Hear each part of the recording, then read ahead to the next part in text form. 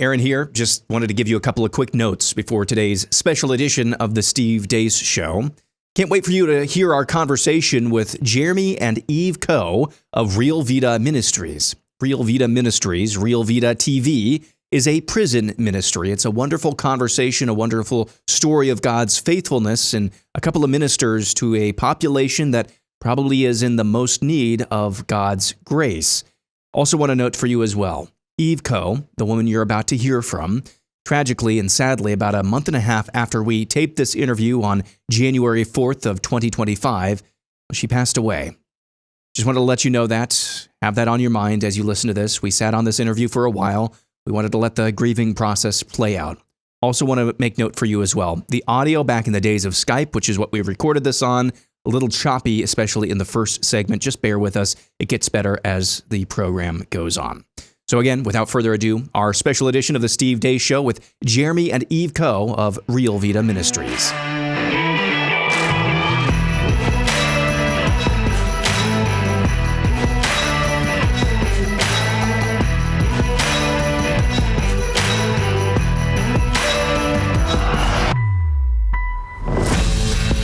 Greetings. Welcome to a special evergreen edition of the Steve Deace Show here on Blaze TV, radio, and podcast. We are not live today, but we are new with a new and original episode. Steve Deace here alongside Todd Erzin and Aaron McIntyre. And similar to what we did in 2024 and got great reaction to these kinds of evergreens, so we thought let's bring them back again for 2025.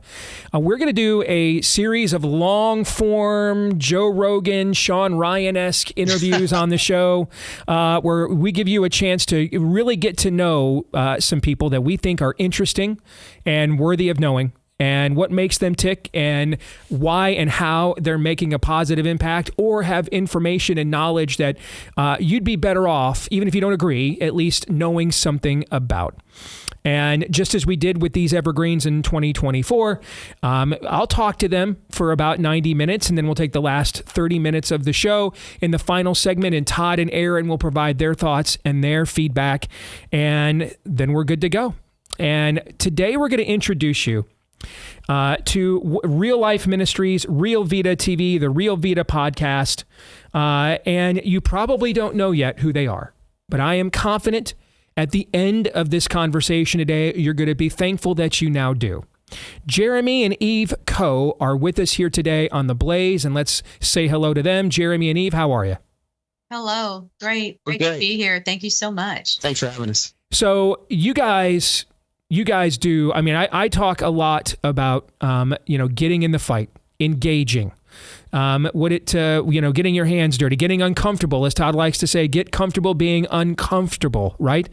Well, you guys have either answered or chosen, or maybe a little bit of both, one of the more difficult and uncomfortable callings of them all. Tell us about it. Oh, my goodness. Well, we're in prison ministry. Right. And we love it. So we were pastors, and I really prefer what we're doing now. So, yes. Pastoring people behind bars. Yes, absolutely. So we were pastoring for many years, and we did not have your typical suburban, upper middle class, affluent church. The congregation we pastored, many of them were straight from the streets. Most of them were unchurched. Many of them struggled with addiction issues. So right away we had to do halfway house ministry. We would take people, they'd come to the church, they'd get saved, give their lives to God, want to make a change, but they couldn't do it in the environment that they were from. So they came into housing, and we, that was a big part of discipleship that we did for years. Drugs, people coming out of prison, people that were homeless, teaching parents how to be parents, mothers how to cook, men how to keep a job until you get a different job. You can't quit McDonald's until you get the better job. And so it's a lot of work, and I guess that's why a lot of people don't do it. It's much work, and of course we bared the cost on ourselves. We really never had help or donation for that. Our first church was in a strip mall, basically right across the street from the county jail. So we started going into the county jail every Monday, and we did that for 13 years while we were pastoring there in Henderson, Texas. And so we developed a relationship with the men there in the jail because we saw them every single week.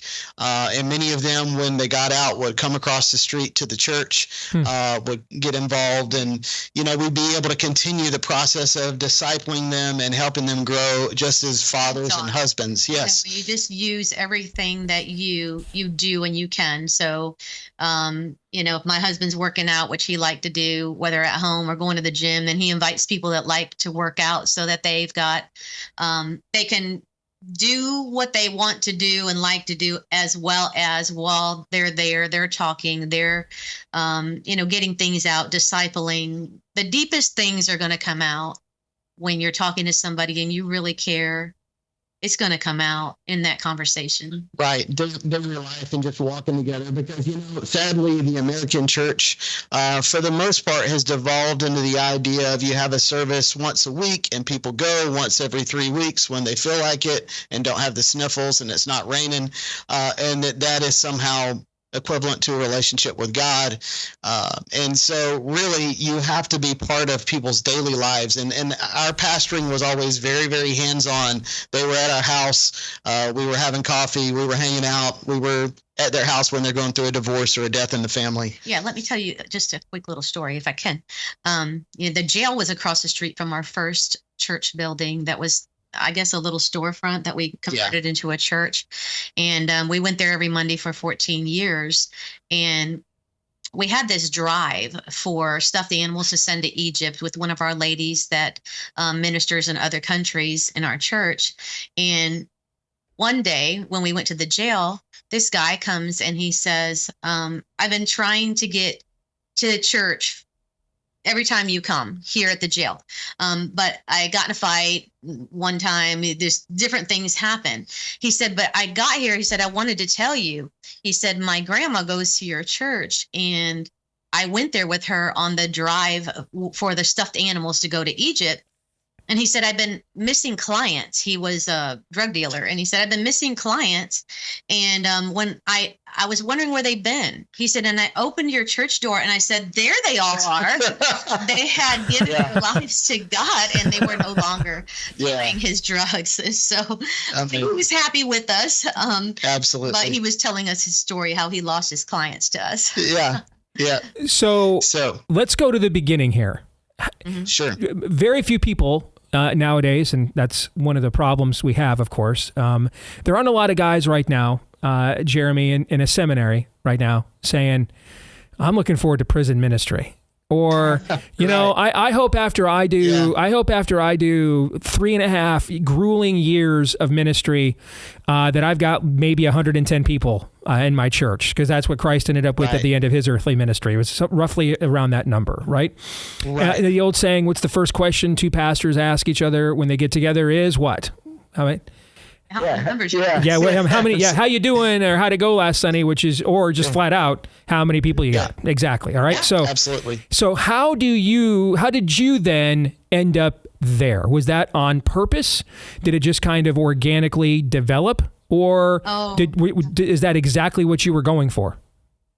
My heart was always there. I'm a pastor's kid, actually, and my home was still broken.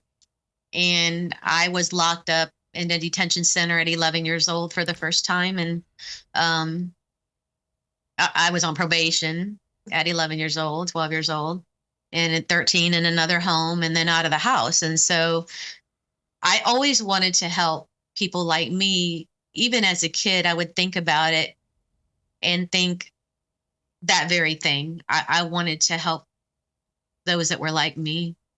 I knew what to say. I knew what they needed. And number one, love and understanding and acceptance, because that's what I was looking for.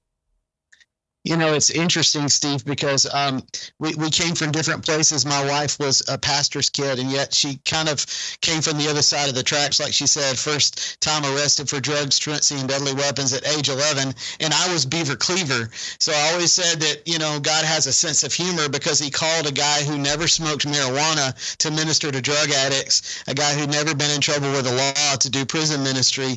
But really, the truth is, Jesus said, I came it's not the healthy who need a doctor. It's the ones who know that they're sick.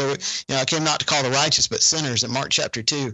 And we're all just people with different kinds of problems. And even though I was Beaver Cleaver, I was just as lost and needed Jesus just as bad as the victim of abuse or neglect, the murderer, the child molester. There's no one that needs grace more or less than anyone else. And we're all just sinners who need grace and mercy of God. And so we never really thought about that. I mean, we opened the church, and that's who came, because that was the need that God was calling us to in that community. And honestly, it's just become our way of life. We did the jail ministry, like we were saying, for many, many years, and then God opened the door for prison ministry in 2014. And when we went, there was an immediate response to the ministry. We were seeing a lot of fruit there in the prison that we were going to, and we just really began to pray and felt that God was revealing that his will for us was ultimately to close our church building, sell it, and focus all of our time on the prisons, which is what we've been doing ever since. So this brings us to how we connected. I want the audience to know that you guys reached out to me about a year ago, looking for a license to show our film Nefarious to prisoners all over the country. Yes. And we granted that to you guys, and then that would have been enough. But then we got a chance to see some of the reaction from some of your prisoners. I've received a couple of different collections of notes from your prisoners. I had a chance to come on you guys' podcast and talk to your prisoners around the country, and the reaction I got to that was pretty overwhelming. And that's when I thought, okay, our audience really needs to hear more about the kind of work you guys are doing, because it is atypical of what it is typical of where the church has started in the past, which is on the margins and then worked its way in. Okay. Yeah. We have a model nowadays where corporatism has infected the church, and so we are trying to start within the mainstream, and then if we get around to it, we work our way out. Maybe a lot of the big churches will cut a ministry like yours a quarterly check or something as part of its outreach budget, so that it can say to its parishioners, "Yeah, we're doing something, for the prisoners," but they're not. There's no hands and feet there. They're just signing over a check, which you're grateful for, and the Lord will use that, obviously, but that's not really the model of ministry. The model of ministry has always been from our Lord. We start on the margins, we start being persecuted, and then ultimately end up overcoming in any culture outside in rather than inside out. And so this is very atypical of you guys, given your age. I guess maybe I'm a few years older than you guys, so you're still in prime earning years and church growth and church building years. So everything about you, even your backgrounds before you got together as a couple, are totally unconventional, which is typically how our Lord works in these kinds of situations all throughout his narrative. So with that said, I want to go back now to how you guys met. You've alluded to it before in your backgrounds, but then how did you meet, and when did you decide to go into ministry together? That's a great story. Well, she tells it better than I do, though. So yeah, I mean, I'm a pastor's kid, right? When I really came to God, I was 17, so I was still young. And I was pregnant, not married. And that was my desperation to come to God. And so, I began to speak. It just kind of one thing bumped into another. Is that I always tell people it's like a raging river. When you are in the Lord's will, it carries you. Right. And so I was speaking all over the country. And I was speaking in Lubbock, Texas, we won't go the long version.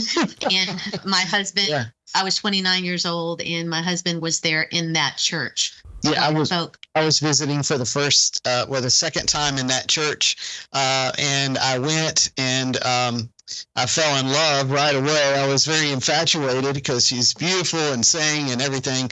But I knew that God was speaking, and to me, And so we started talking pretty quickly. And I was in law school at the time, Steve. I guess that's something you may not know about me. I'm an attorney. I've been practicing attorney for almost 30 years now.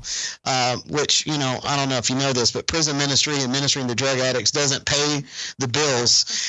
So, I've always. I would imagine a law degree comes in handy doing prison ministry. However, you get an idea of when you're getting BS'd by somebody and when you're not, right? Yeah. She's the human lie detector, but yes, I've done a lot of cross-examination in my time too. Yeah. So anyway, I was in my third year of law school when we met, and she had always actually wanted to be an attorney. And I'd always wanted to minister the gospel. I had this draw and this desire, ever since I really came to know God in a personal way, like you did, early, 19, 20 years old. I went to Promise Keepers as well. That was formative in my experience also. And so I'd always wanted to speak for God. And so when we started talking, we made a connection and very quickly got married. We were. All right. Now, how does this work? Okay. Because attractive young woman touring the country speaking, right? I would imagine there's been a few times, even in church settings, you've had to keep creeps at bay, things of that nature, right? Yeah, okay. I had a fake engagement ring. That's exactly. Yes, exactly. Yes. All right. And now that's another question maybe you don't want to answer, brother, which is how did that engagement ring not throw you off? Okay. But anyway. I'll answer that real quick. Yeah. Because she made the mistake of telling the story, and in the story. There was a lady, remember that? Yeah. It was after church. One of the days I spoke for 4 or 5 days there. And after church, there was a small group talking to me, and he was included. And a lady said, "Is that a real engagement ring, or is it just a ring?" And I didn't want to lie, so I said it's just a ring. So that's how I found out. Yes. Okay. All right. So you've got a valid excuse there. Okay. But how do you approach the speaker? How does that happen? Okay, without looking like a creep. How do you hit? Hey, a woman is here to share her past traumas and help you to avoid yours, and you're like, how do I hit on this chick? How does that happen? Okay. Well, I never knew this interview would take this turn. So I told you we got an hour and a half, brother. There's a lot to cover here, but go ahead. No, it's all right. It's all right. I'm good. The church was having potlucks every night after service, and so it just so happened one night there was only one chair left, and I think maybe the pastor's wife was kind of conspiring to set us up. Because Eve sat down right across from me, and that's the first time we ever actually ended up talking. And before we realized that we talked so long, everybody else had left, and we're the only ones sitting back there, and the pastors. So. It was absolutely God. I was very introverted, although I don't seem like it when I get up and speak. I was very introverted. So the church had a potluck every day. So the first 2, I stayed in the office and ate by myself. But the third day, I thought they're going to think I'm stuck up. They're not going to know that I'm just introverted. So I have to go. And I told the pastor's wife, save me a seat. And when I got there, Jeremy was across from me. And I knew he was in school. So I wanted to be polite. I didn't know what school. And I thought he was younger than he was. And so I said, so what are you taking in school? And he was like, I'm in my 3rd year of law school. Oh my gosh. Yeah. I probably guessed right then. Yeah. I thought he was younger and, maybe 19 or or younger. And so he answered that question, and I really did it to be polite. But when he said the 3rd year of law school, that caught my interest because I would wanted to be an attorney. So that caught my attention, and I was like, oh wow, I wanted to do that. And we began to talk about a situation that I had that I handled myself very well. She would have been a great lawyer, and now she's an advocate for Jesus. So anyway, it was history from there. We got honestly, Steve, since we're here and you've already kind of, busted it, we were talking about marriage within a couple of weeks, and I proposed within a few months, and we got married within probably 7 months. And listen, I know you got miracle stories, Steve. Amazing miracle stories and continues in your life, and that's how it is. So before I had left Ohio, which is where I was born and raised and I was living at the time, to go to this church, I had a dream that I got married, and the guy had got a truck, and it was a brick house. And I told my best friend, and she said, I think he's in Texas. I said, why? Because she said they all have trucks. And then I said, I thought I was joking. And I said, I'm going to go meet a doctor, a lawyer, and I'm going to marry him when I go to Texas. I had no idea there was a law school there or anything about that kind of thing. And that's what happened. I went and met a lawyer and married him very quickly. Yeah. And it's funny because with God's revealing things, he's talking about the future, because I definitely did not have a truck or a brick house at the time. I was a broke law student driving a Mercury Tracer with no hubcaps. So anyway, I thought God has a sense of humor for sure. All right. So you get married, instant family. You guys grow your family. All right.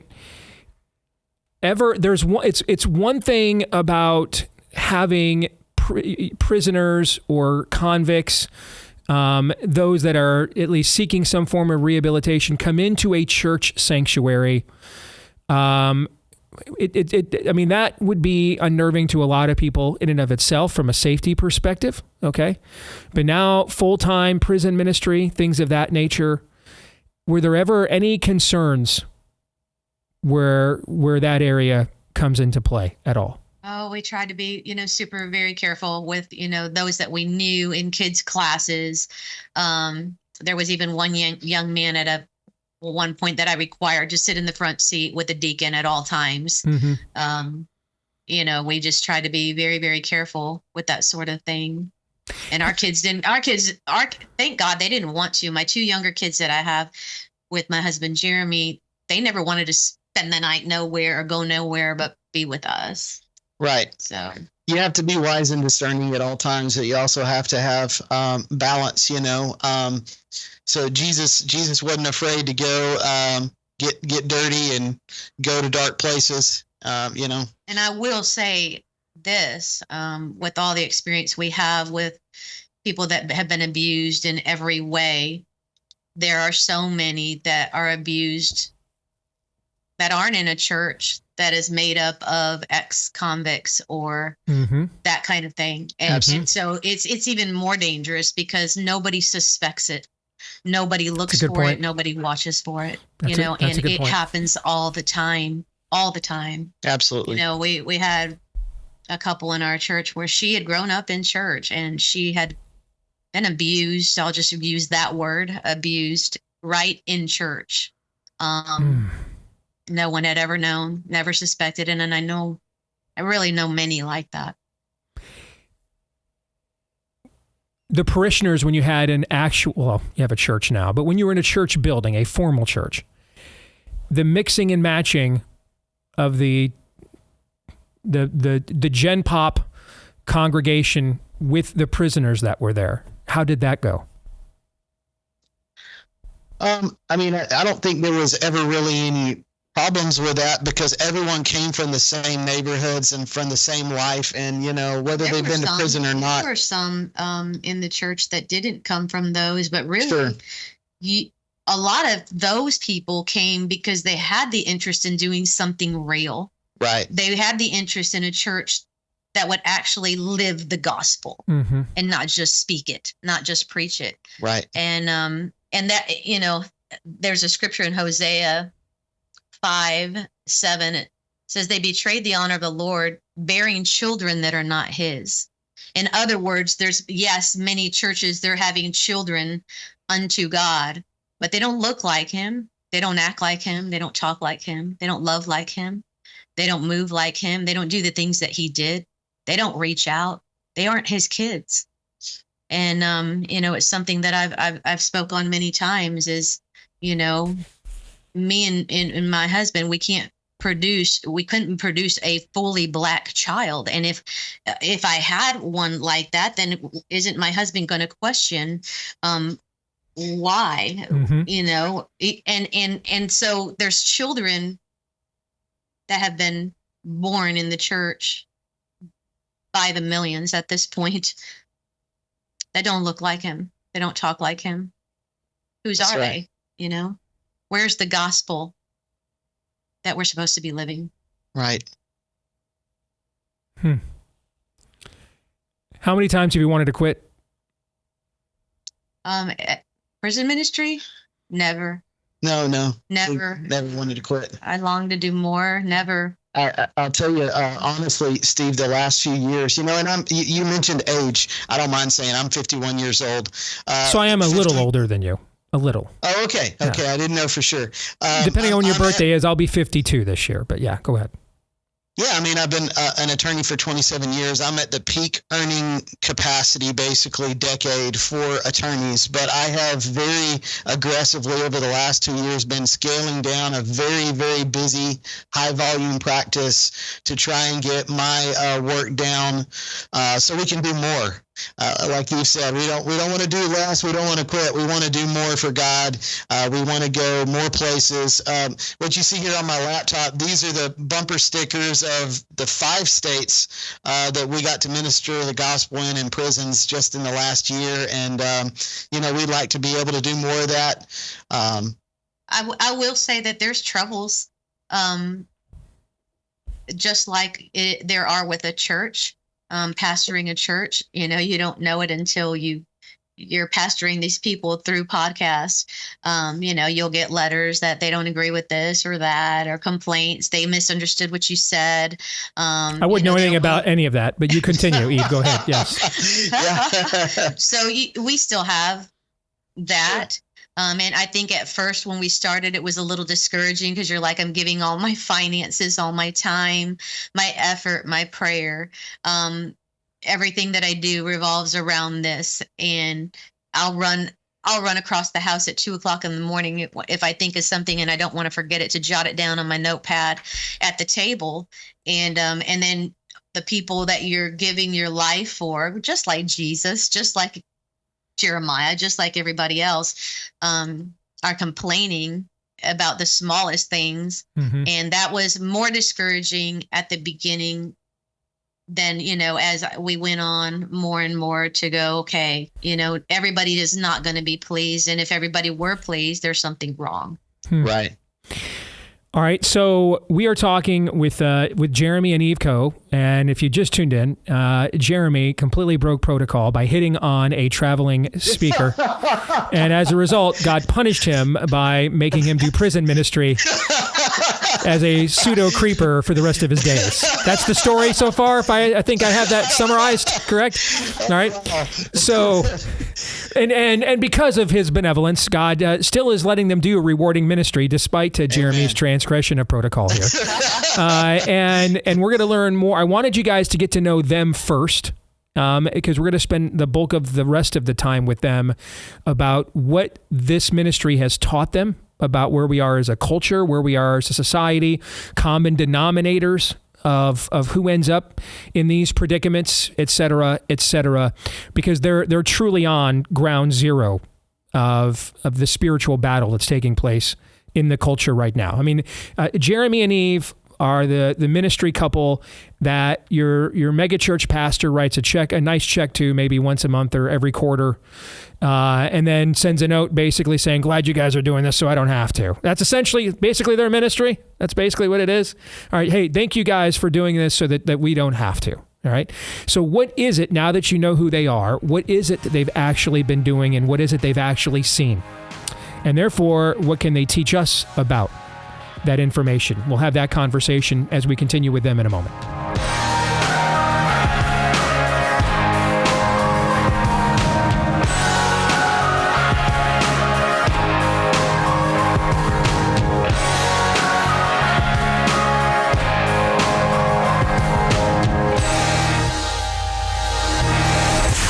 The Steve Deace Show.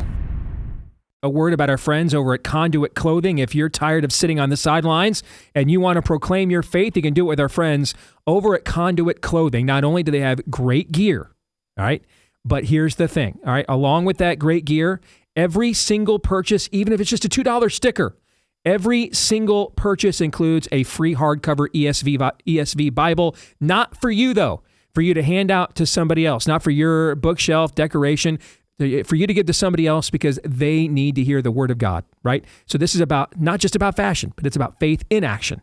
So if you're ready to stop hiding, start standing, actually live for what you claim to believe, go to conduitclothing.com, CONDUIT, conduitclothing.com, and make sure to use my first name, Steve, at checkout. You'll get 10% off your order if you do. Be bold, be obedient, be a conduit for Christ.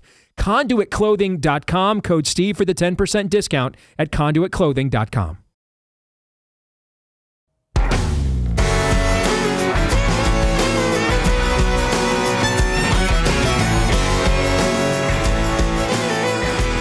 All right, back here on the Steve Deace Show here on Blaze TV, radio, and podcast, a special evergreen edition. You'll get Todd and Aaron's thoughts on today's long-form interview coming up in the final segment. But we're talking here today to Jeremy and Eve Coe with Real Vida TV, Real Vida podcast, Real Life Ministries. When you talk about who out there is doing the dirty work in the culture war, who's doing the dirty work in the spiritual battle that is taking place all throughout the fruited plain, it's people like this. Right there in the mess, as they say, in prison ministry. And we've learned a little bit about them, how they met, how they got into this, the fascinating backgrounds where Jeremy was squeaky clean and then decided to test that by becoming a lawyer of all things. Okay. All right. And then Eve was out to check boxes of what it means to be a PK and learned all the wrong lessons doing that. All right. And the Lord called both of them to him and then called them to him again together as a couple. And now you're doing ministry. Tell us about the decision to leave behind the sanctuary of a sanctuary. I mean, being a pastor is a very tough job. It does come with some, tax, favorables that maybe other jobs don't have, that I think sometimes if you've never worked in ministry, you're not aware of, and so there are plenty of incentives out there the government provides for your pastor not to speak up and be the kinds that we remember throughout history. There's plenty of incentives pastors get offered, right? And so you're leaving all of that behind now to go full time into the prisons. Talk about that process, guys, and how when you felt that calling, how long it took to answer that calling, how difficult it was, etc. Well, I'll tell you this. In 2016, we had been going into the prison close to where our church was in Tyler, Texas, for a couple of years, and we were seeing great fruit and response there. And compared to, what's going on in the church, just nationally here in the United States, people were comfortable in church. They weren't really seeking God with a passion that we saw in the prisons, because those men are desperate. They need God. And women. And so we all need God, but some of us realize it more than others. And so there was a message that God gave me at that season of life that really fit into this transition you're talking about the Galileans. And it's just fascinating here, especially we just got past the Christmas season when we're recording this, that the Savior of the universe, the creator of the world, was born in a manger outside of Jerusalem, where you would think, a prophet or a king would be sent to Jerusalem, right? And yet he's born to an unwed teenage mom. Jesus grows up in Nazareth, which is on the north side of Israel. It's the bad neighborhood up in Galilee. People look down on Galileans. They thought they were uneducated and unsophisticated. And yet, for whatever reason, the Savior of the universe started his earthly ministry up on the north side in the ghetto, in the barrio, and truly It's just fascinating that God always goes. In 1 Corinthians chapter 1, it talks about, hey, not many of you were wise. Not many of you were you're wealthy, not many of you were powerful. And that's truly what God is doing in this season. We believe that we're rapidly approaching the last days, right? And so there is a movement of God coming and is already here, I believe, in America. And it's not starting in the mainstream churches. I'm not saying that God isn't there, but I believe that the powerful move of God is coming in the prisons. And so God called us to go. He said at the time, I want you to be recruiters for the army of God. I'm looking for a few good men. And so we began going into the prisons with that message. And let me tell you, based on what's happening now with the podcast on these tablets all over the United States, reaching over 2 million prisoners and 4,000 plus institutions, there is an army rising up of men and women. And some of these are tough characters, man. Like Jesus picked some tough guys. He didn't go and get the guys with a great resume and that, nobody would have hired the Galileans and the disciples at a job fair because they couldn't check the box of, have you ever been convicted of a felony? Yes or no. Have you been to college? Yes or no. But Jesus got a salty mouth, anger management issue sailor and fisherman named Peter. And he got Simon Zelotes, who was a member of the Zealot Party. And to become a member of the Zealot Party, you had to have participated in the assassination of a Roman officer. So, yeah, Jesus had a murderer on his posse. He had a white-collar criminal named Matthew, who was a tax collector. And that's who Jesus recruited for his little gang of men who over the next 50 to 100 years would change the face of the entire known world. I mean, Paul is literally on a persecution spree. That's why he's going to Damascus. Antioch is the place where people were first referred to as Christians because they had grown so large as a segment there. I mean, he's just. I mean, he's at the very least. Yes, that's a great example or metaphor. At the very least, he encouraged and incited the martyrdom of Stephen, the first martyr. At the very least, he did that. I mean, he's literally on a persecution spree, and now he is going to become the apostle to the Gentiles. So there's a lot of this kind of pattern. Why does God operate this way? So that we can ultimately see that there's no way this could have happened other than without God. We can't make this stuff happen. Yeah, a little bit more about the Galileans. They had a reputation for being born to fight. In fact, Josephus, the Jewish historian who was kind of the Romans' pet, he said that the Galileans are born to fight. They're uneducated, unsophisticated. They're stubborn. They're rebellious. And every time a rebellion would rise up against Rome, it always started in Galilee. So Jesus was looking for some people who were not afraid of a fight, who weren't afraid to die if necessary. And it's a good thing, too, that he picked those kind of men because all of them but John are believed to have been martyred. And so that's what we're doing right now. We're picking a few good men, but a few good men is a lot more than we thought it was going to be. It's hundreds of thousands of men. And they're standing up. I mean, I wish they could see what's going on and the letters that come. And it's across the board. So when we got on video, as they've got the tablets now. No, let's stop. Let's pause there. You've mentioned the tablets a couple of times. Yeah. Mm-hmm. Let's talk about those. Why are those integral to what you guys are doing here? Okay, so Texas, at least, never had a tablet where they can actually see video, podcasts and other ministries. And, we can put music videos on, which we do Christian videos. They only had radios in Texas. And so we were on radio on 23 stations targeting for a couple of years before the tablet came to Texas, which has been, 2 years ago? Yeah. So 2 years ago, the tablet came to Texas and they began to bug us to get on that tablet. And the reason that I went ahead and did it, because I don't like to be Meaning on the video. Prisoners are allowed access to tablets. That's what you're saying. Yes, they all have tablets, including solitary confinement and the classifications that cannot go to chapel or go to chow hall, G4s, G5s, ADSEG, which is solitary confinement, death row. They all have tablets also now. Okay. And they all got one, including the indigent. And so we got on there and ADSEG had heard us, which is solitary confinement, on radio. And when they had heard us on radio, they began to give their lives to God. And lay down their flags, as we say, to dropping out of their gangs and just changing. And they begin to tell their chaplains about it. They're field ministers, and field ministers are inmates that have gone to seminary in Texas.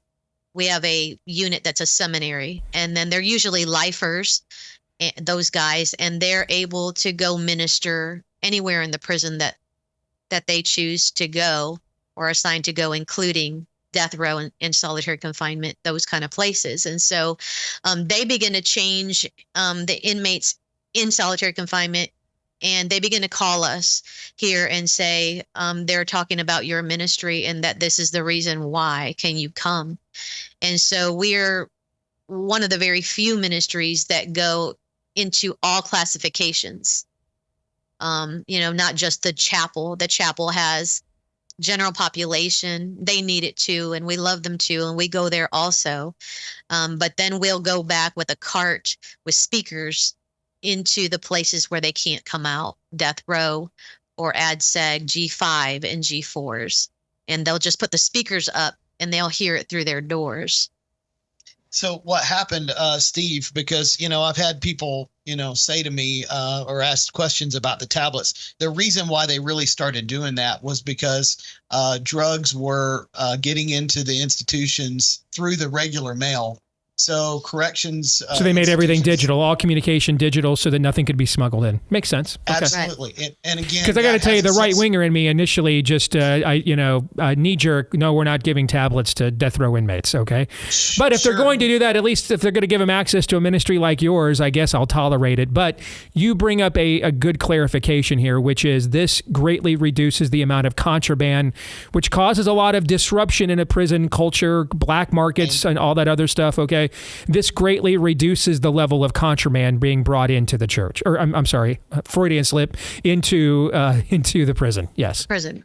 But what was greater, because the drugs are still going in somehow, but what it did is gave access to the gospel to those that had never had and were never going to. And then when we got on. And these are government entities now are contacting you. And so as a lawyer, Jeremy, can you quickly answer this question? Sure. As a lawyer, why is it that a government entity like, a prison is fine having the gospel openly preached within its own edifice as a platform, and yet in the state of Texas, there was a famous case where the pastor wanted to pray. Where the coach wanted to pray with his team before high school games and had to go all the way to the Supreme Court for that. What's the difference between? They're both getting federal funding. Okay, there's the Department of Education, there's the Department of Corrections, so they're both getting federal funding at the school and at the prison level. So what legally is the difference here? Why are you guys let in with open arms, and we're going to we're having Supreme Court lawsuits over high school teachers and coaches preaching? Praying. Well, there's decades of federal court litigation and jurisprudence to basically establish the right of inmates to have access to religious content. Is just a First Amendment thing. Okay. And of course, the great thing is, but the students don't have students don't have that kind of a right apparently, but the inmates do. That's interesting. But go ahead. Yes. Well, one thing is that they're underage in school, and so their parent has a say so, where in prison they're all adults. And of course, they're grown adults making the choice. Okay, I'm going to choose this content. And some of them don't choose religious content, and some of them seek other religions, but they do have the right to seek the religious content. I get that too. There's also been fights with college programs having chaplains that are overtly Christian. There've been cases where that's concerned, and they're adults, obviously. But anyway, I digress. Yeah. Anyway, so you're getting incredible access to these inmates. We've got about 2 minutes here. How many inmates can you guys interact with on a regular basis via these tablets? How many people are you reaching? On Securus, we've got 3,400 facilities, 1.2 million users in 46 states. Wow. Pando is by God Behind Bars. It's an app that's downloadable in the free world, but it's also on the prison tablets. It's 500,000 on that one that has the best analytics. We've had 30 plus million views in the last year and a half. Wow.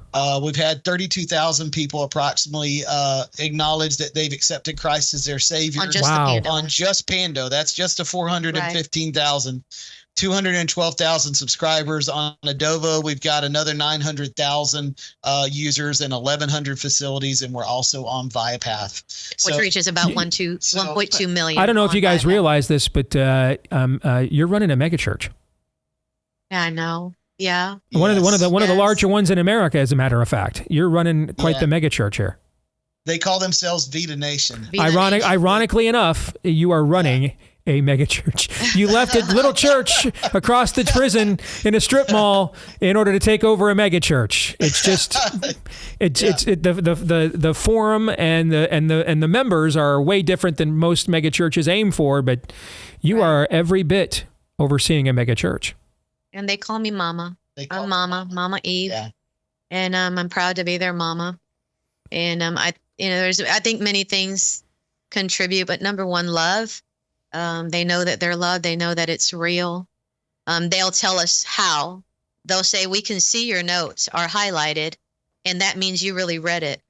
Letters. Sometimes I read portions of letters of testimonies from one for another. And when one Crip or Blood or Aryan Brotherhood or Mexican Mafia or Tongo have dropped out of their gang and they're doing well and they're spreading the gospel now, then another one says, if he can do it, so can I. Yeah. And so from, jails to prisons and across the entire nation, they're doing it, and they are standing up. And that's what we encourage them to do, is be ambassadors, right? And spread the gospel and be Vita Nation. And so you get up and you can do this. You don't have to wait on somebody. You don't have to wait on us. You read your word, you talk to God, and he hears your prayer and he answers, and they are doing it. And we do things very out of the box.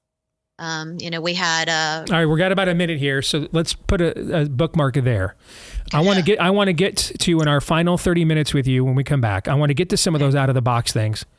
Okay. And then I want our audience to hear some specific stories over the years of doing this, and the work you've seen God do in the lives of these inmates and their families. Because what you're really talking about is creating generational tipping points here, inflection points where the path diverges, right? And it goes to something I heard from the late, great Chuck Colson before he died when I had him on our show.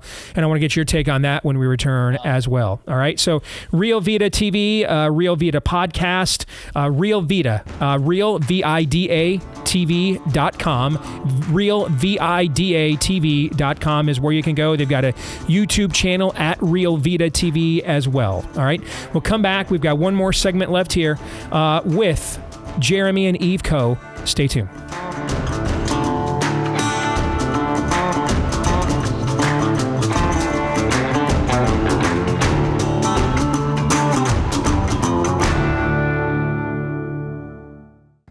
The number 80,000, man, you guys are incredible, because you were a big reason why Preborn saved around 80,000 babies last year.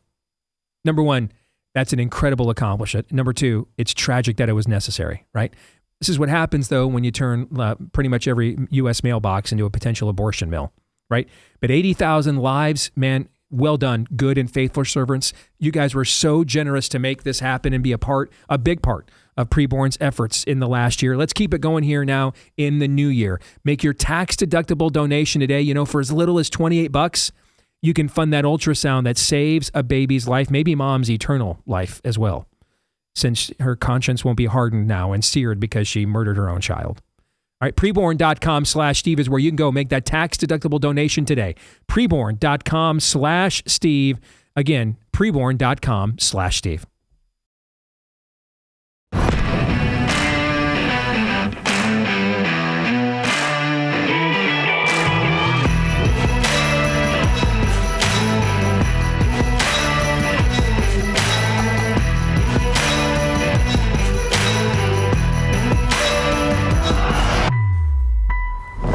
All right, back with hour 2 here on Blaze TV, radio, and podcast. We are not live today, but you're getting a new original program, a special evergreen edition of the Steve Deace Show, talking to Jeremy and Eve Coe from Real Vida Ministries. We'll continue with them here in a moment. You can always let us know what you think about what we think via the stevedeace.com inbox. Just email us, steve@stevedeace.com, DEACE, steve@stevedeace.com, and I would imagine this conversation will elicit a few emails.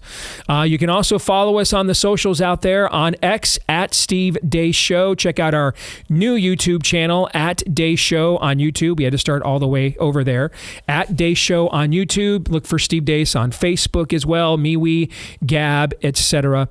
And then don't forget, if you're a podcast listener, do 2 things for us if you like the show. Number 1, hit subscribe, or if you're on iTunes, follow, and that way every time we do a new show, shows up right there in your feed every single time. And then also, if you really like it, leave us a 5-star review on the podcast platform that you prefer, and we thank each and every one of you that have done that for us already. And we thank Jeremy and Eve Coe for joining us here today on this special Evergreen edition. I hope you guys have enjoyed the conversation with them, their unique testimonies and story, and now their rather unique ministry, which did not used to be unique within Christendom. Used to be kind of a bedmark expected aspect of it, but we're in a different era now where we're doing our best to basically surrender Christendom, especially to Islam and the spirit of the age. And so their ministry does seem unique to a lot of our ears in this day and age. And what's so fascinating to me is, in a very unconventional God can only do it way, he has given Jeremy and Eve one of the largest mega churches in the United States of America. It just so happens to be made up virtually of prisoners and their family members, and probably corrections officers and officials, I would imagine, people involved in the corrections system, both as inmates and law enforcement all over the country. However, we first have to talk about our friends over at Jace Medical, and they have been loyal supporters and partners with us here at The Blaze for several years. And my favorite thing about Jace is they came to the battle right when it was raging during the scamdemic, and they've been with us ever since, concerned when they saw the way the system was out there completely desecrating venerable drugs like hydroxychloroquine and ivermectin that had saved hundreds of thousands of lives for decades. And that's why they were concerned. If they can do that to them, why couldn't they do that to maybe more recent or even older vintage drugs, for example, like penicillin or doxycycline? And that's why you want to get the original Jace case to make sure you're prepared with those kinds of venerable antibiotics, just in case that can never happen here. Happens here again. You can also expand it to all their other preparedness menu items as well, including that aforementioned ivermectin. You can get that because you can customize your Jace case. Get the discount today at checkout with my last name, Deace, at jace.com. Promo code Deace at jace.com, Jase. And Eve, when we left off, you were talking about some of the unorthodox things you guys have done here with this massive mega church that God has given you within the U.S. correction system. So let's go there. What are some of those things? All right. So we've done communion by podcast. So we each took something. My husband had a dry ramen noodle, because that's what they have a lot of, ramen noodles, and some water. And, we each took something different, a piece of bread, and let them know you can pause it right here. You don't have to wait on a priest, that you can use by faith anything right there in solitary confinement and death row and G5 and G4 and all of whoever you are, wherever you are, that you can do this, and we can do this together as a nation, as a family. And it probably was one of history making of a day that we all worshiped as a nation together in that way. And so we did that. And then a lot of them, they had some stories, they didn't have any food at all. And they got their neighbor's bag that was thrown out and on the run and got a piece of bread out of it. And they had some stories, they used coffee, they used a prune, they used so many different things. And they were so excited.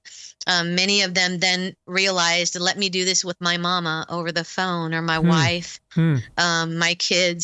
We can do this on the phone together. And they begin to do that together and have kept that as a practice. Yes. And it meant so much to them, so much. Yeah. And I just want to say, Steve, one of the amazing things, Eve was talking about the love is what really makes them close to us.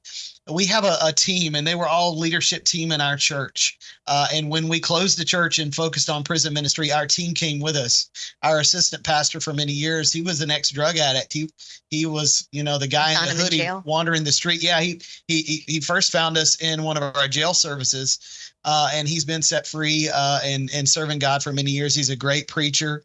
Now he's married to one of the girls who was on our leadership team at the church. They have kids. He goes with us to the prisons. So when we're here doing the podcast, every member, and Chris, our producer, we met him in prison. He's an integral part of our team. We couldn't do it without him.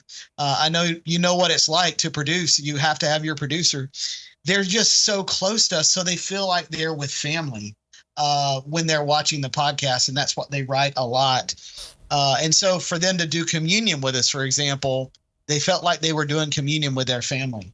And many of them had gotten newly saved. Lots of gangsters. Those are the ones that are locked up in solitary G5, G4 classification, death row, of course. They're the ones that don't get to go to chapel, don't get to hear the gospel. And how can they believe unless they hear? And how can they hear unless someone goes? And how can someone go unless they're sent? Yeah. And so that, and then also I had a guy that been writing for a few years in solitary confinement. And he wrote and said, we have no access to water. And he said, Pitbull got saved, which is another guy in solitary. Once in a while, they get to go out on the yard together by 2. And he said he wants to be baptized. And he said, would it be okay if I baptized him with a bottle of water? And I said, yes, sir, go ahead by faith, right? And so he did. And we shared that on the podcast, not knowing it would erupt across the nation. And they begin to baptize each other in trash cans and sinks, even to toilets. Somebody used laundry carts, water bottles, shower, anything they could. Those that wanted to be baptized, that had given their lives to the Lord, that had no access to go fully immerse somewhere. Right. Which is hard to do even in general pop. It's a special thing. Yeah. And along those lines, there's hundreds of thousands of inmates that do not have access to go to the chapel services ever because of their classification. So they can't even get to church themselves, even though there is a chapel. Mm-hmm. And so, we did have, of course, as we said, you do have those that naysayers, writers, even behind bars. There are still Pharisees, and many, there were not many, but some wrote and said, well, that's not okay. They have to be fully immersed. Well, they don't have access. There's still places in Africa. We have friends there that have to baptize with a bowl, a basin or something because there's no access to water. They have to walk. They have to haul water from other places. I think America doesn't think about that. We're so spoiled. Right. So early in my career, I had an opportunity to interview the late, great Chuck Colson, who did one of the largest prison ministries in America after he went to prison for Watergate, and he got converted by people like you while he was there, and ended up starting his own prison ministry. And one of the things he said to me, I've quoted it on the show several times over the years, but I mean, you're the most uniquely qualified to respond to this of anybody else I've referenced this to. He said the one common denominator, he told me, of the men he's encountered on death row is age, race, socioeconomic status. All right. None of that mattered. There was one transcendent factor.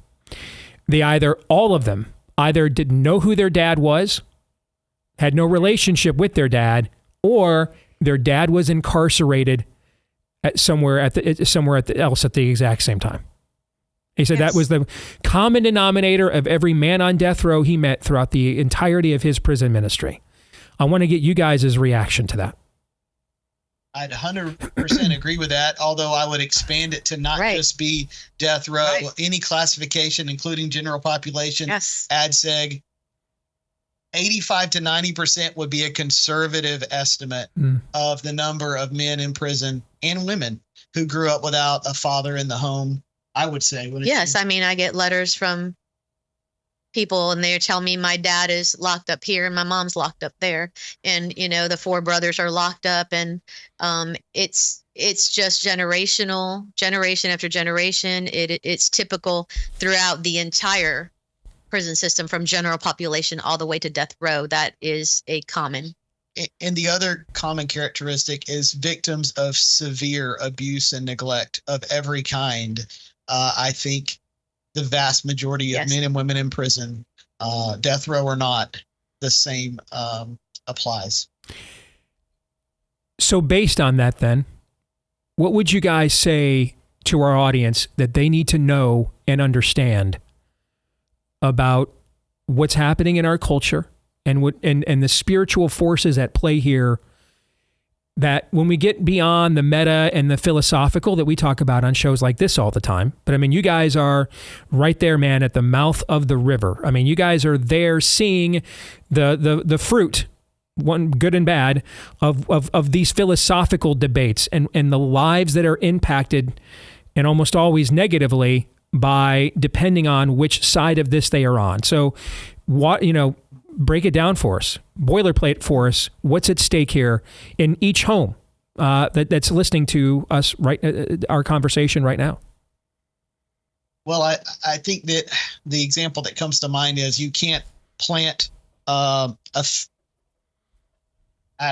thistle bush and expect to get fruit, right? Mm-hmm. But when you plant a olive tree or a grapevine or whatever, you're going to produce that. And so what is lacking is people need the grace and mercy, and they need salvation from God.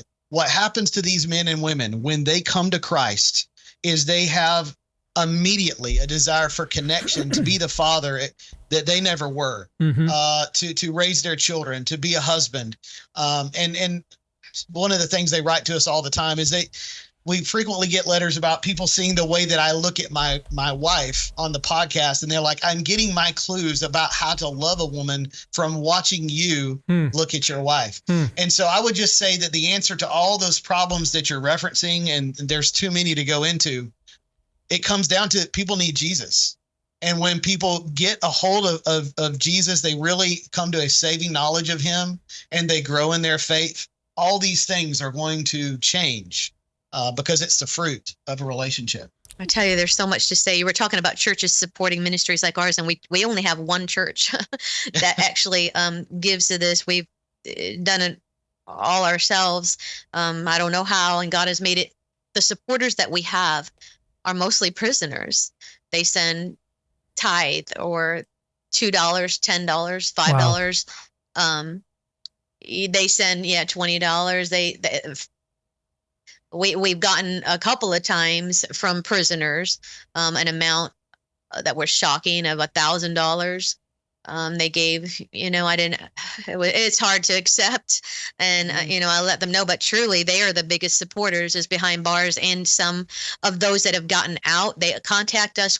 Most of the people that are getting out that watch us contact us within 2 days when they get out. They'll go to our Facebook page and let us know, I'm out. I love you. Thank you for saving my life. You're what got me through.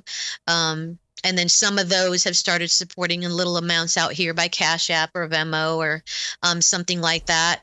As soon as they get a job. I had a young man that was a Latin king in Florida that got saved in solitary confinement, hearing us, gave his life to God, and he got out, and it was miraculous. He gets out. He doesn't want to go back to where he's from, and he's got one bus ticket. And he asked this guy that's there waiting who just got out, and he says, I'm going to a halfway house, and he said, I want to go too, but he hadn't been accepted. So they get on, they tell the bus driver, and the bus driver says, I'll let you ride. I'll take you with me for free, right? So he sits on the bus, he gets to the halfway house, he goes in, and he lets them know, like, I want to come here. I know I haven't applied. I know you haven't accepted me. And they took him. And so he was there. The next day he finds out that he had $4,000 in an old account from his tax refund or something. Yeah. And so he messaged me immediately and lets me know, I want to tithe to you. Do you have a Venmo account? And we didn't have one at that time. And Chris made it because he knows how to do that stuff. I don't know anything electronically. And he made it, and I'm talking to him, and I'm so impressed and moved by what God has done and is doing in his life. And he says, well, do you got that Venmo account? Because I got to send this $400 to you right now. And he did. But we have so many of those stories, and they are the ones that are faithful and that love us. And we have watching, it's Muslims, it's even Satanists are watching, and oftentimes will give their lives to the Lord. We love them. We let them know that they're welcome and they are loved. And it's something that I really push for them by podcast, is you accept people in your prayer circle. There was one in California, a Muslim that wanted to get in the prayer circle with the Christians, and they weren't letting him in.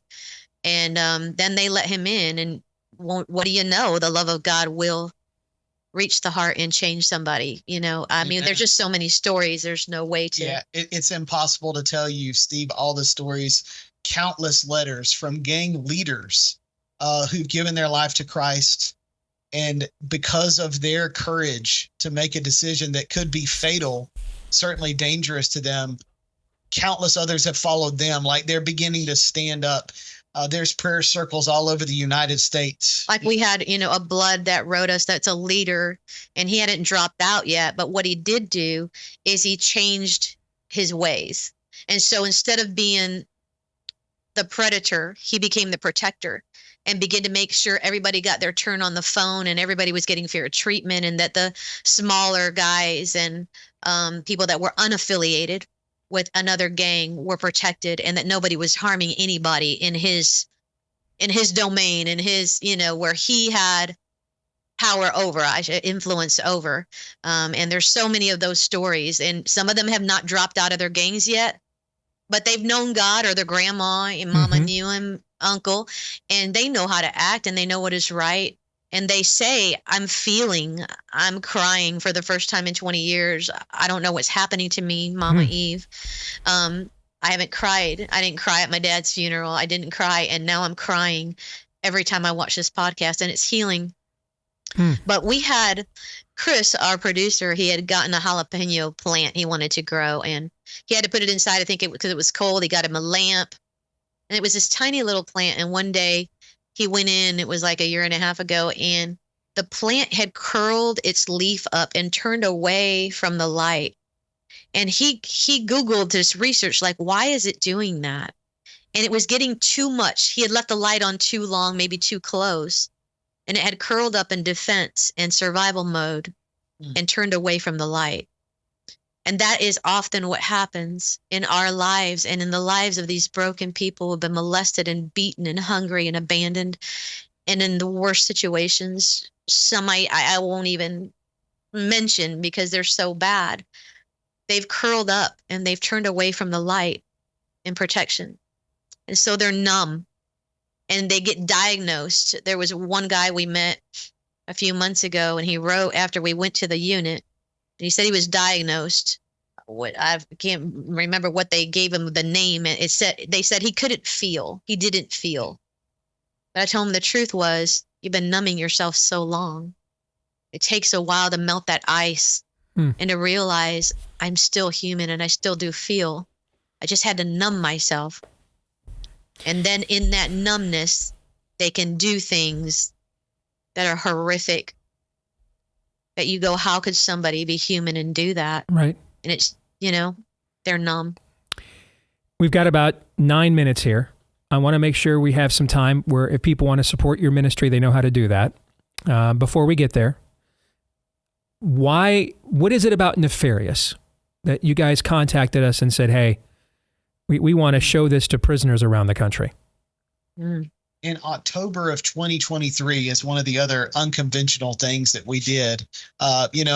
People think that the month of October belongs to the enemy and belongs to Satan. And so we wanted to do a day of deliverance. So we announced it weeks ahead of time, and people were going to be praying and fasting with us during that time. And so that was the first kind of one of the things. Yeah. But about 40% are diagnosed even behind bars with bipolar or schizophrenia, that kind of thing. And I've dealt with it so much in family and through the church and people behind bars.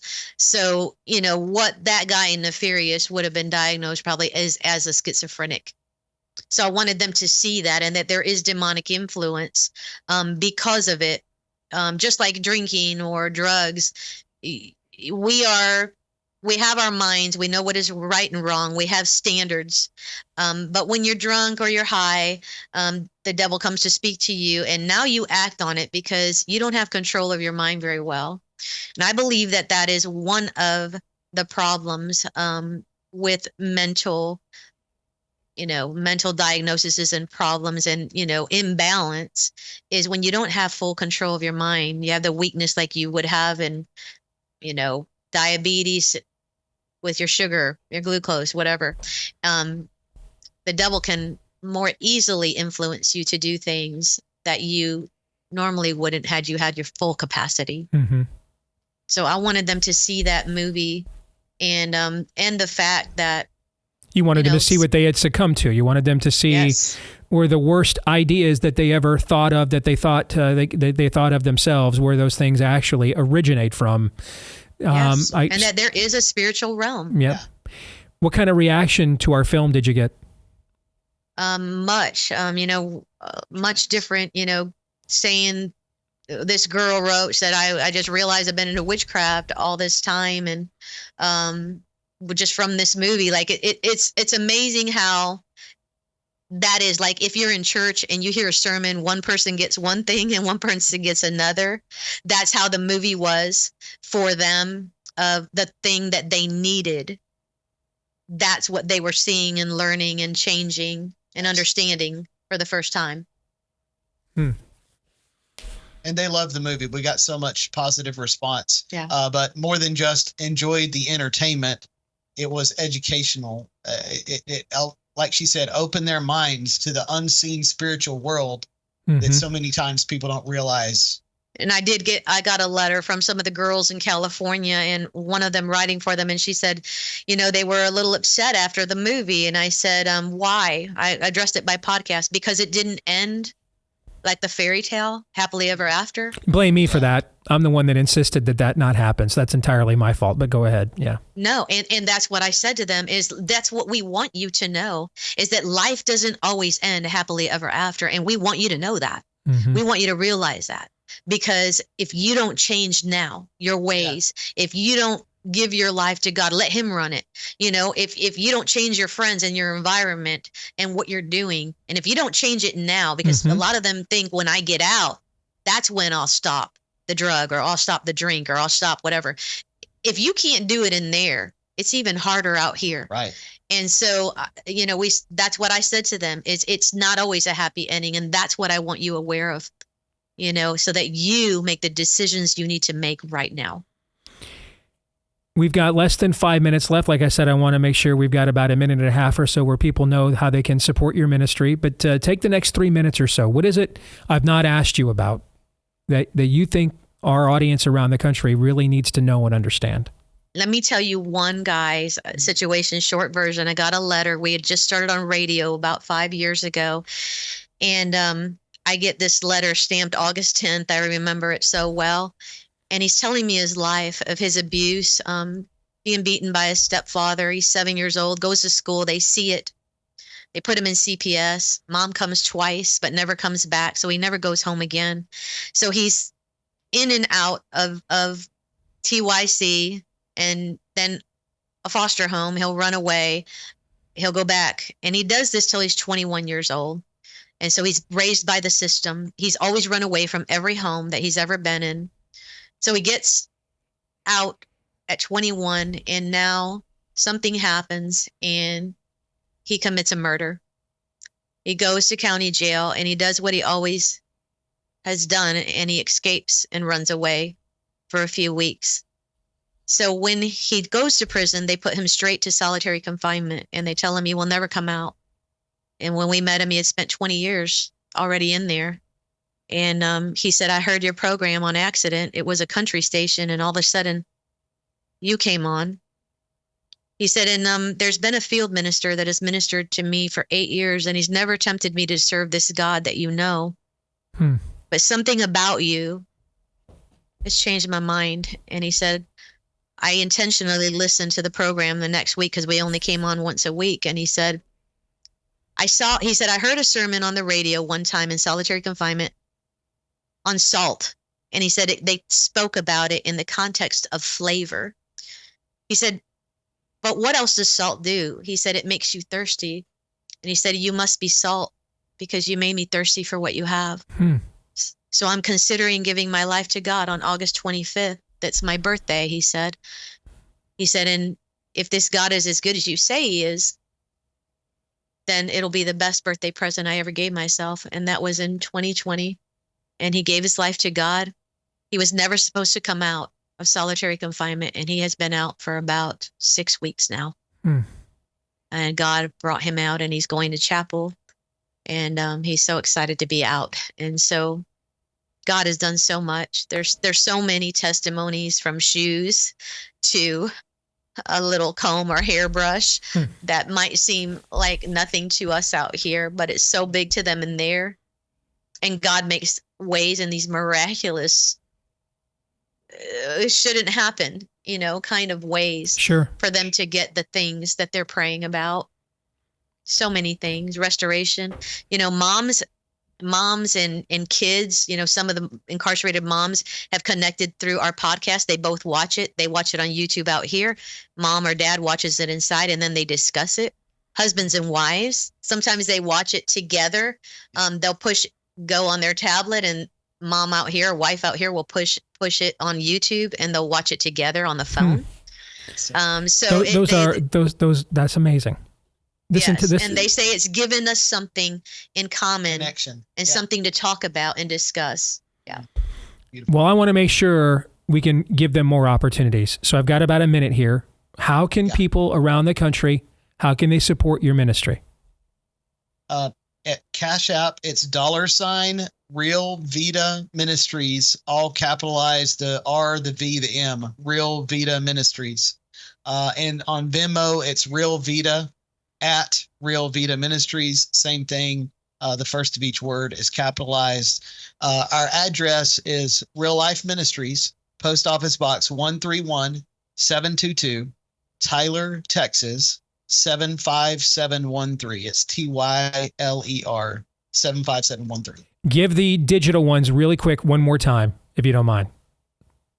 Yes, it's $ Real Vida Ministries, VIDA, because it's Spanish, a little bit of Spanglish there. And capital R, capital V, capital M, and then Venmo, Real Vida at Real Vida Ministries, VIDA.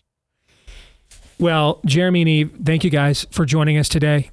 I mean, it's truly been an honor getting to hear your story and the work that God is doing through your incredible ministry. And it was a very encouraging conversation. And hopefully our audience will bless you guys for the way that you guys blessed us with your testimonies here today. All right. God bless you. Thank you very much. Thank you so much. Thank you so much. God bless. You bet. What an unbelievable conversation that was. So Todd and Aaron have been sitting here listening to it just like all of you. We'll get their reactions and more next.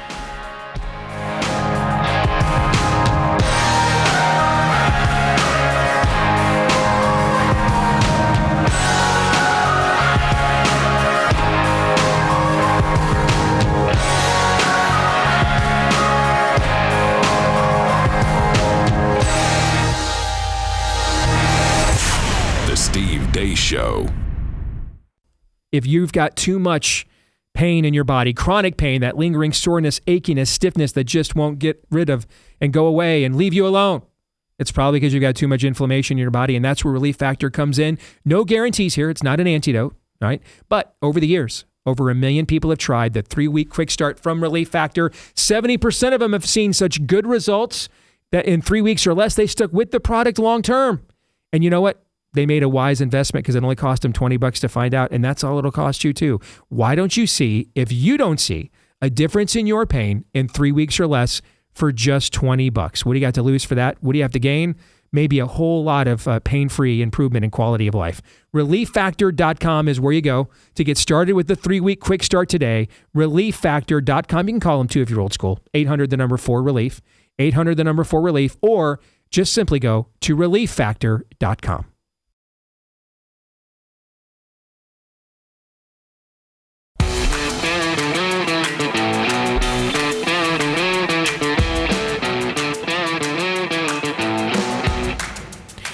All right, back here on the Steve Deace Show. What an incredible conversation I thought that was.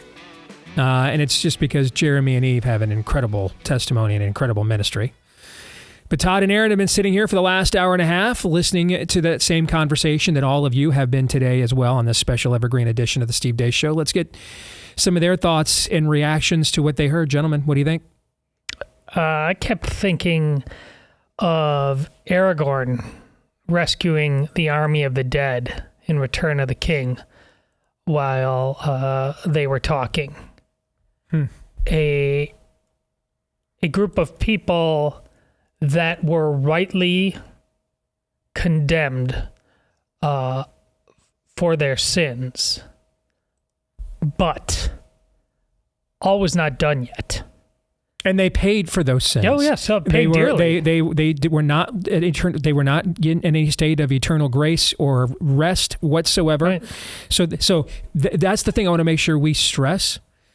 They're giving grace to people who are being punished and rightfully punished for what they have done, right? In most cases, every now and then someone's going to be innocent, right? But in most cases, these people are guilty of what they have done. They are suffering their punishment by where they are right now, right? So go ahead, yeah. So yet nonetheless, at a crucial turning point in the history of that world, they were relied upon to be game changers. Mm-hmm. Why and how did that come about? What level of understanding that could be, that they were just not worthless? Well, if you recall, Aragorn himself was constantly battling with his lack of worthiness. And that is ultimately why he could go in to that cave and understand a level of brokenness that yet was not utterly worthless. Mm-hmm. In real terms, most of us, we have lots of excuses. There are definitely people with particular calls for all kinds of reasons, but we all have a general call, and it is to be salt and light.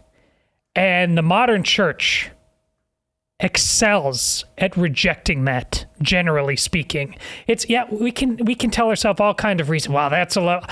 But I don't have the time. I don't have the energy. I don't think I have the emotional. Yada yada yada yada. But come on, folks. There is barely anything we are willing to do these days to get out. They said she said we are so spoiled. She was talking about us Americans, the church. We just don't want to go there. Forget the prison ministry. Any ministry. We are very, very comfortable. Why? And this is the important point. You have the people helping, going out of their way. You have the people who have done terrible, terrible, terrible things that need that help. The connectivity between the two ultimately has an understanding of that they are not different people. They're the exact same person. Mm-hmm. That's how Aragorn understood those people because he understood his own worthlessness and what he was trying to resist. These people are they acknowledge some of their own brokenness. But they are giving of themselves because they understand they have shed a lot of their own comfort, and they realize that ultimately at the end of the day, they are in chains too.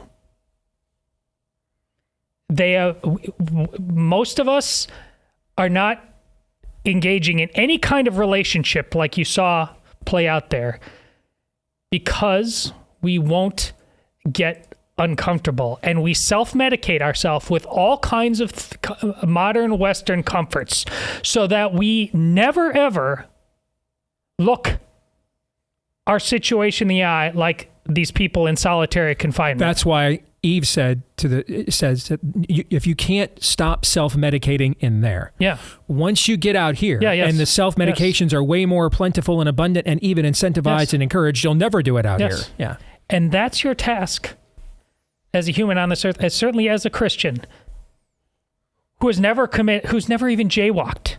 You still have the same challenge as the person who did whatever they did in solitary confinement.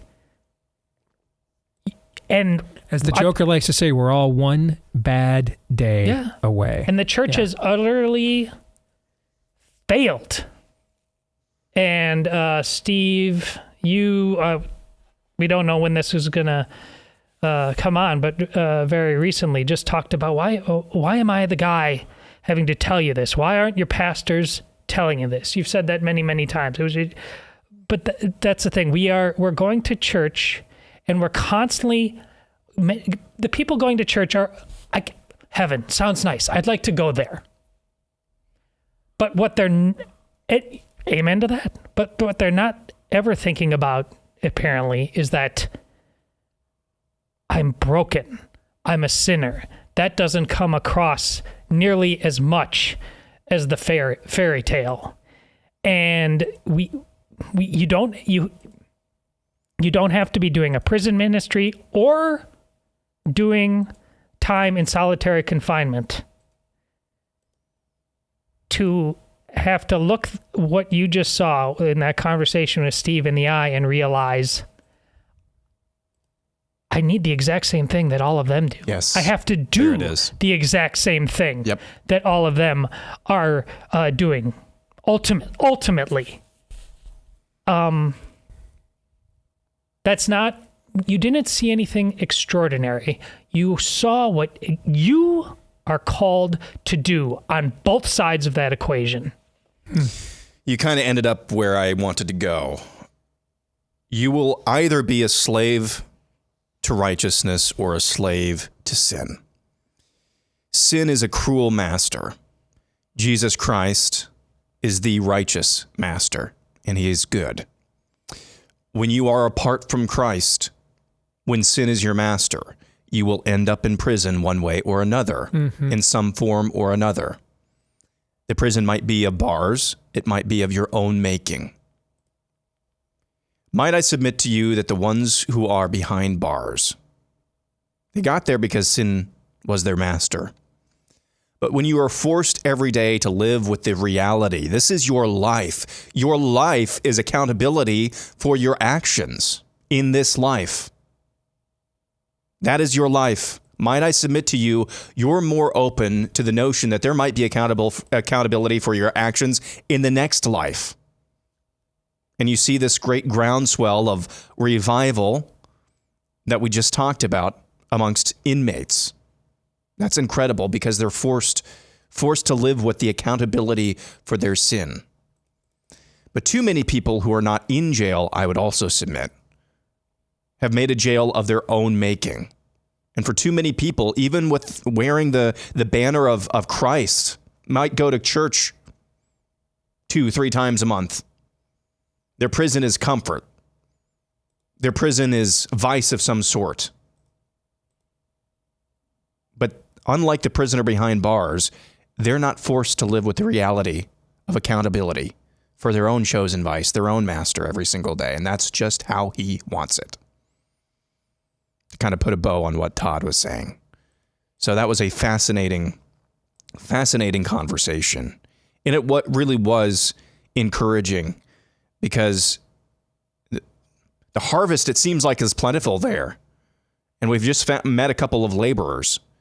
And to hear the testimony that people are so receptive to hearing the gospel presentation that I don't know how you cannot be encouraged by that. Amen. And to me, guys, I think what you see in their approach is the exact approach that Christ takes with the criminals that flank him at the cross. And if you are a victim of what these kinds of people that they minister to, I can understand these are some of these are unspeakable acts. They are not deserving of forgiveness.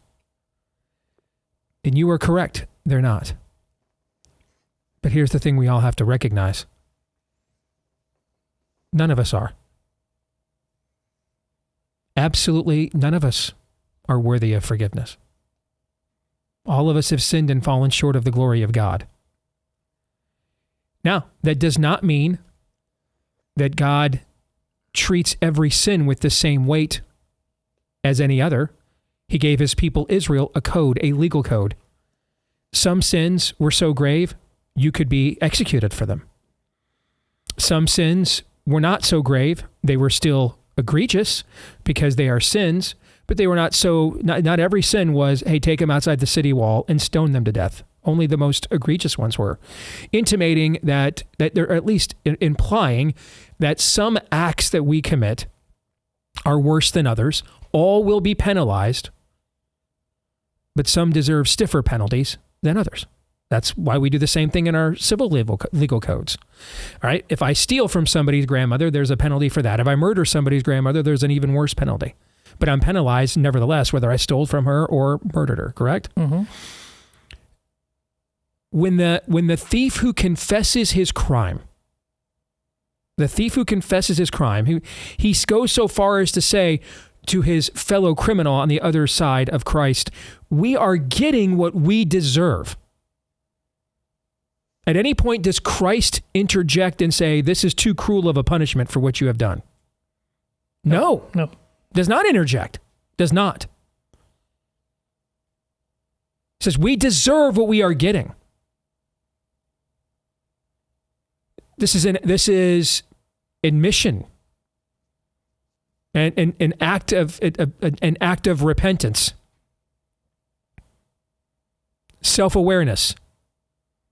And it is to that one, as he is suffering just as mightily, he went through the same scourging, the same carrying of the cross, the same nails through the appendages. He went through the same thing to some varying degree that Christ went through from at the hands of the same authorities. One of the men admits his guilt, the other does not. To whom does Christ turn and say, you are now free of what you have done, of what you are guilty of, and should be let down? Neither. But to the one who admitted what he had done and asked for forgiveness, it is to him, as he is being punished by the authorities that that the Father has allowed on the earth to do the punishing, the Romans. Did I say they always did the right punishment? Is that what I said? No. But is that an authority that God did ordain to do some form of punishment? And if they had not actually established some form of law and order throughout multiple continents, we wouldn't have been able to spread the gospel. That's why we were able to do this in this period of time and no period of time of human history until this particular period of time. It is to that one who admits his guilt as he is being punished severely with one of the worst punishments ever devised in human history, crucifixion. As he is suffering the punishment for his own acts that he admits he did, Christ does not say, you're absolved of the crime, let him down from the cross. But he does say, today, after you have suffered the due penalty for your actions, you will join me now in paradise. And we have it backwards. We think it because God is willing to forgive these kinds of people. His forgiveness is cheap. You have it backwards. It's the other way around. It is because God is even willing to forgive those kinds of people that he is now willing to forgive you.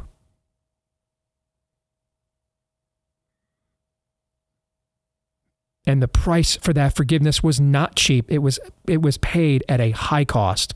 His own and only Son, suffering the same fate as the criminals, even though he had committed no crime, let alone sin.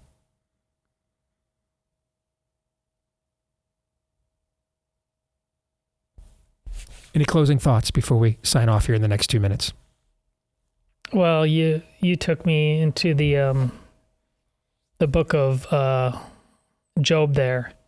You know, there's those friends, counterparts of Job continue to come back at him. So this is a simple equation. It's a matter of justice, and you obviously committed some sort of injustice that you will not admit, and therefore you're getting just now.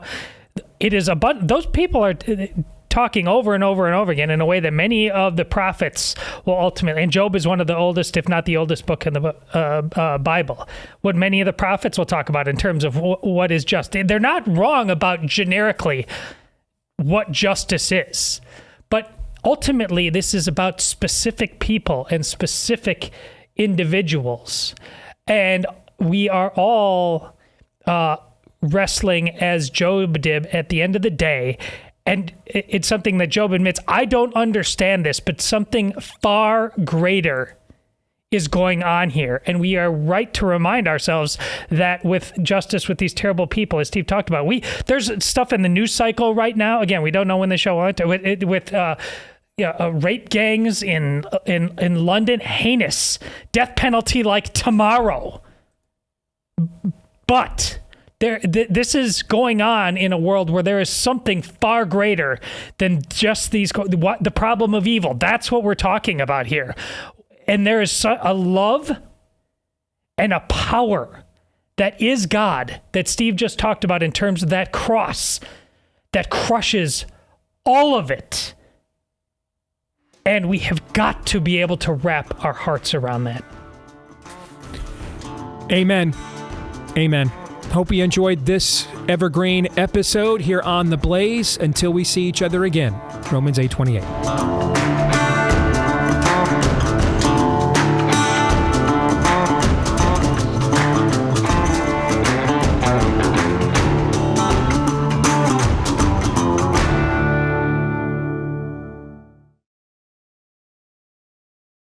The number 80,000, man, you guys are incredible. Because you were a big reason why Preborn saved around 80,000 babies last year. Number one, that's an incredible accomplishment. Number two, it's tragic that it was necessary, right?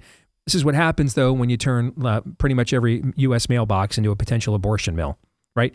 But 80,000 lives, man, well done, good and faithful servants. You guys were so generous to make this happen and be a big part of Preborn's efforts in the last year. Let's keep it going here now in the new year. Make your tax-deductible donation today. For as little as $28, you can fund that ultrasound that saves a baby's life, maybe mom's eternal life as well, since her conscience won't be hardened now and seared because she murdered her own child.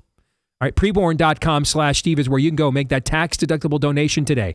Preborn.com/Steve. Again, preborn.com/Steve.